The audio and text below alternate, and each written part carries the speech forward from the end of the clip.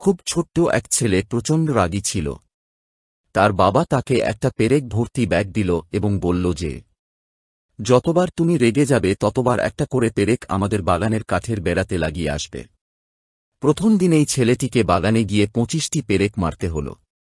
পরের কয়েক সপ্তাহে ছেলেটি তার রাগকে কিছুটা নিয়ন্ত্রণে আনতে পারল, তা প্রতিদিন কাঠে নতুন পেরেকের সংখ্যাও ধীরে ধীরে কমে এল। সে বুঝতে পারল হাতুড়ি দিয়ে কাঠের বেড়ায় পেরেক বসানোর চেয়ে তার রাগকে নিয়ন্ত্রণ করা অনেক বেশি সহজ। শেষ পর্যন্ত সেই দিনটি এলো যেদিন তাকে একটি পেরেকও মারতে হল না। সে তার বাবাকে এই কথা জানাল। তার বাবা তাকে বলল, এখন তুমি যেসব দিনে তোমার রাগকে পুরোপুরি নিয়ন্ত্রণ করতে পারবে সেসব দিনে একটি একটি করে পেরেক খুলে ফেল।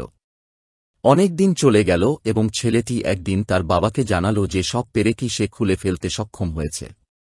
তার বাবা এবার তাকে নিয়ে বাগানে গেল এবং কাঠের বেড়াটি দেখিয়ে বলল, তুমি খুব ভালোভাবে তোমার কাজ সম্পন্ন করেছ।